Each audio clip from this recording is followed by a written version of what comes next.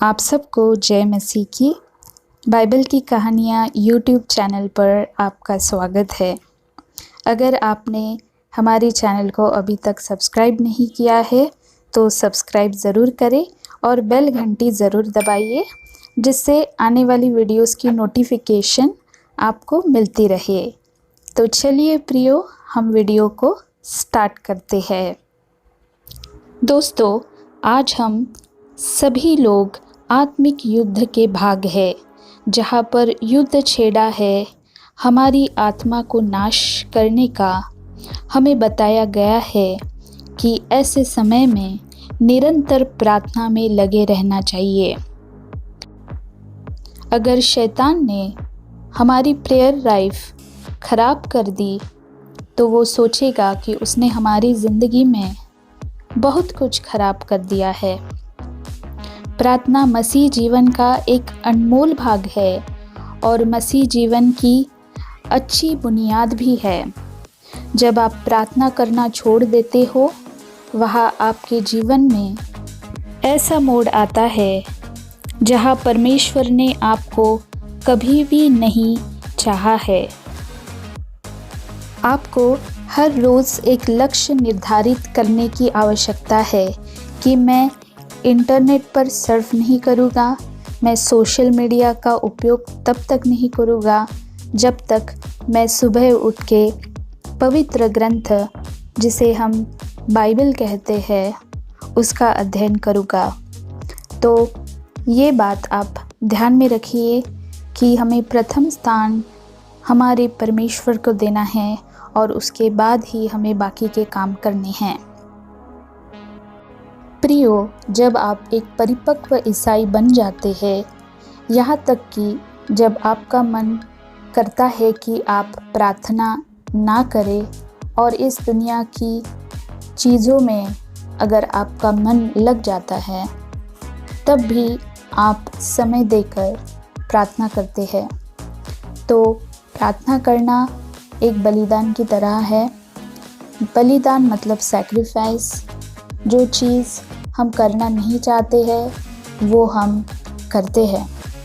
तो हमें प्रार्थना करनी चाहिए, भले ही हमारा मन करे या ना करे। जितना अधिक आप इसे करेंगे उतना ही आप इसके लिए तत्पर रहेंगे। जैसे हम व्यायाम करते हैं, जितना अधिक आप इसे करते हैं उतना ही यह एक हिस्सा बन जाता है आपकी ज़िंदगी का, और आप कौन हो और आप क्या करते हो ये लोगों को दिखाई देता है। आप जब इसे नहीं करते हैं तो आप इसे याद करते हैं। तो आपने देखा होगा कि जो रेगुलर वर्कआउट करते हैं, अगर वो 2-3 दिन वर्कआउट करने नहीं जाते हैं तो उन्हें ऐसा लगता है कि कुछ तो मिस हो गया। उसी तरह प्रार्थना आपके जीवन में बहुत ज़रूरी है, उसके बिना आपका जीवन नहीं है। यह एक बहुत खूबसूरत बात है जब आप वास्तव में ईश्वर के लिए व्याकुल हो जाते हो, जब आप प्रार्थना में समय बिताना चाहते हो। शुरुआत में आपको मुश्किल जाएगा बाइबल पढ़ना या नोट्स लिखना, पर अगर आप रेगुलर समय बिताओगे प्रार्थना में तो आपका एक रिश्ता परमेश्वर के साथ बन जाएगा। अगर वैवाहिक जीवन में पति पत्नी एक दूसरे से बात नहीं करते हैं या फिर वह बस एक संदेश का माध्यम लेकर एक दूसरे से संवाद करते हैं, तो उनका रिश्ता विफल हो जाएगा। जीवन में आप जो कुछ भी करते हो, आपको निरंतर उसे करना आवश्यक है।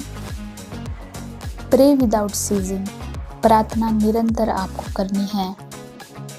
आपको हर रोज़ प्रार्थना करनी है। पौल और सीलास जब जेल में थे तब भी उन्होंने प्रार्थना की। उनके हाथ बंधे हुए थे, हमारे हाथ बंधे हुए नहीं हैं। हम अपने हाथों को उठाकर प्रार्थना कर सकते हैं। और यहाँ पर लिखा है, यदि ईश्वर हमारे साथ है तो कौन हमारे विरुद्ध होगा। ये बात ध्यान दे प्रियो, ईश्वर हमारे साथ है तो हमारा कोई नुकसान नहीं कर सकता। तबीता भी प्रार्थना के द्वारा जीवन प्राप्त कर चुकी है। तबीता मेरी एक दोस्त थी। जब मैंने उसे अपने नाम का मीनिंग पूछा तब उसने तबीता की कहानी मुझे बताई। जैसा मसीह यीशु का स्वभाव था वैसा ही तुम्हारा स्वभाव हो। फिलिपियों की पुस्तक अध्याय 2 और वचन 5 में लिखा है। तो यीशु मसीह का जो स्वभाव था वो कैसा था? वो बहुत प्रार्थना करते थे। आपने देखा होगा कि पर्वत के ऊपर वो प्रार्थना करते थे। पानी की नाव में जब वो बैठे थे तब वो प्रार्थना करते थे। उसी तरह हमें प्रार्थना करनी है। इसलिए प्रभु बोलते हैं कि मत डर, केवल विश्वास रख। दानियल ने विश्वास रखा। जब भी वो मुश्किल में था उसने अपना विश्वास खोया नहीं। तो इसका एकमात्र कारण है कि वह प्रार्थना में निरंतर था। उस गुफा में वो खामोश नहीं बैठा था, वो प्रार्थना कर रहा था अपने मन ही मन में। और यहाँ पर आप देख सकते हो कि यीशु मसीह ने प्रार्थना में समय बिताया है। आप अपने बच्चों को सिखाइए कि प्रार्थना में समय बिताए। और अगर 2 लोग साथ में प्रार्थना करते हैं तो ये बहुत अच्छी बात होती है। यीशु आप देख सकते हो, सुबह हो या रात हो, उसे अगर एक पत्थर भी मिल जाता है वहाँ पर वो बैठ के परमेश्वर की ओर देखकर प्रार्थना करते थे। तो जितना आप प्रार्थना करोगे परमेश्वर का मुख प्रकाश आप पर पड़ेगा। आपके आजू बाजू में देखिए, फल पौधों को देखिए, जो सुंदर सृष्टि परमेश्वर ने बनाई है उसकी तरफ देखिए और परमेश्वर को धन्यवाद दे। एक चीज़ बहुत इम्पॉर्टेंट है कि प्रार्थना में हमें धन्यवाद देना चाहिए। एक बार एक एथलीट ने अपने गुरु से एक सवाल पूछा कि आप रोज़ बाइबल क्यों पढ़ते हो, या आपको चर्च में हर बार क्यों जाना पड़ता है, इसकी क्या ज़रूरत है। तब शिक्षक ने कहा कि तुम रोज़ प्रैक्टिस क्यों करते हो। अगर तुमने एक दिन स्कूल मिस किया और प्रैक्टिस को नहीं गए तो तुम्हें कैसा लगेगा। तब एथलीट ने कहा कि मैं रोज़ इसलिए प्रैक्टिस करता हूँ ताकि मैं अपनी स्किल में बहुत अच्छी तरह से फिट बन जाऊँ और मेरी बॉडी फिट रहे, ताकि जो भी कंपटीशन हो उसमें मैं जीत पाऊँ। तो ये मेरे बेहतरी के लिए है। उसी तरह प्रियो, आपका मन करे या ना करे, आपको प्रार्थना निरंतर करनी है। एक सुंदर सा कोट मैंने आज पढ़ा E.M. बाउंड्स का। वो कहते हैं कि प्रार्थना को एक कर्तव्य के रूप में मत करिए। प्रार्थना को इस नज़रिए से देखिए जिसे आनंद के लिए एक विशेषाधिकार के रूप में माना जाना चाहिए। और ये आनंद हमेशा कुछ नया सौंदर्य आपके जीवन में प्रकट करेगा। तो प्रार्थना बहुत ही इम्पोर्टेंट है हमारे जीवन के लिए। और गलत फ्रेंड्स से आप ना जुड़े जो आपको गलत बातें सिखाते हैं, क्योंकि अगर आप अच्छा जीवन व्यतीत करना चाहते हो तो आपको ऐसे दोस्त मिलने चाहिए जो प्रभु परमेश्वर के दिए हुए नियमों पर चलते हैं। तभी जाकर आप अच्छा अच्छे बनोगे। यहाँ पर हम देखते हैं कि कई बार हमें ऐसा लगता है कि हम बोझ से लदे हुए हैं, हमारा मन नहीं करता है प्रार्थना करने का। पर प्रभु कहते हैं कि अपना बोझ मुझे दो और शांत मन रखो। दूर किसी जगह पर जाओ जहाँ आप अकेले हो और प्रार्थना में समय बिताओ। प्रार्थना आपके जीवन का एक अहम भाग होना चाहिए। जब हम प्रार्थना नहीं करते हैं तब हम दर्शाते हैं कि हमें परमेश्वर की ज़रूरत नहीं है और हम अपने दम पर सब कर सकते हैं। जहाँ परमेश्वर के प्रति प्यार है वहाँ प्रार्थना है। प्रार्थना का दूसरा नाम प्यार होना चाहिए। और जब भी आप किसी मुसीबत में हो, परमेश्वर से प्रार्थना करिए कि वो आपका मार्गदर्शन करे, क्योंकि आप अकेले कर नहीं सकते हो। चाहे आपकी पढ़ाई हो, चाहे आपका बिजनेस हो, किसी भी क्षेत्र में अगर आपको परमेश्वर के मार्गदर्शन की ज़रूरत है तो प्रार्थना करिए। परमेश्वर आपकी इच्छा पूरी करेगा।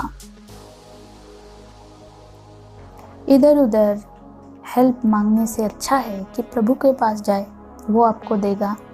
लोग नहीं चाहते कि आप आगे बढ़े, कोई आपकी हेल्प नहीं करेगा, पर जिसने आपको रचा है अपने हाथों पर, वो आपकी तरफ देखता है और इस दुनिया की सभी सुंदर चीज़ें वो आपको प्रदान करना चाहता है, क्योंकि आप उसके बच्चे हो। जैसे आपने देखा होगा कि माँ बाप इतने साल कष्ट करते हैं, सारा पैसा अपने बच्चों के लिए जमा करके रखते हैं। वो बहुत मेहनत से अपना पेट भरते हैं और अपने बच्चों के लिए जो भी वो कमाते हैं वो जोड़ कर रखते हैं। तो अगर हमारे माँ बाप इतना कष्ट हमारे लिए करते हैं तो हमारा परमेश्वर कितना महान है। और प्रियो, आप एक प्रेयर पार्टनर आपके लिए चुनिए। अगर आपके ऑफिस में आपको एक प्रेयर पार्टनर मिलता है तो उसका हाथ पकड़कर 5 मिनट क्यों ना हो, 10 मिनट क्यों ना हो, प्रार्थना करिए। आज मैंने एक टेस्टिमनी सुनी थी, उसमें उन्होंने कहा कि ऑफिस में अपने ऑफिस पार्टनर के साथ वो रोज़ 10 मिनट बाइबल रीडिंग करके प्रार्थना करते थे और उन्होंने पूरी बाइबल इस तरह से पढ़ ली, क्योंकि वो रेगुलर बाइबल पढ़ते थे। अगर आपके पास कोई पार्टनर नहीं हो, कोई बच्चा हो आपके घर में, तो उसको ले लीजिए और आप रेगुलरली प्रार्थना में समय बिताइए और मार्क करिए कि कितना आपने बाइबल पढ़ा है और दूसरे दिन आपको कितना पढ़ना है। इससे आप पूरी बाइबल 1 साल के अंदर पढ़ लोगे। और निराश मत होइए। अगर आपके घर में तकलीफ है, बाहर जाइए, आसमान की तरफ देखिए, घुटनों पर हो जाइए, हाथ ऊंचा उठाइए और प्रार्थना करिए और परमेश्वर को धन्यवाद दें। एक चीज़ हम भूलते हैं प्रियो, हम परमेश्वर को धन्यवाद नहीं देते। हर हालत में परमेश्वर को धन्यवाद दीजिए, जैसे जोब ने दिया था। और मैं आपको आज बहुत सुंदर बात यहाँ पर ये वीडियो समाप्त करने के पहले बताऊंगी कि प्रार्थना हमें कैसे करनी चाहिए। मेरे प्रेमी स्वर्गीय पिता, मैं आपको पुकारता हूँ, मेरे अंदर आए और अपनी आत्मा से मुझे भरे। मेरी मदद करे कि मैं पूरी तरह से आप पर भरोसा रखूं और किसी भी बात से न घबराऊं। हे प्रभु, मेरे जीवन की योजना बनाने के लिए धन्यवाद देता हूँ। यीशु के नाम में मैं प्रार्थना करता हूँ, आमीन। और प्रभु ने तो हमें प्रार्थना बाइबल में सिखाई है।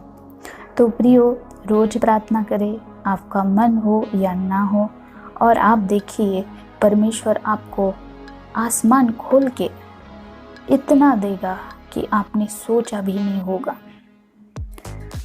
ये वीडियो देखने के लिए आपको बहुत धन्यवाद। इस वीडियो को अपने दोस्तों के साथ भी शेयर करें ताकि वो भी ब्लेस हो।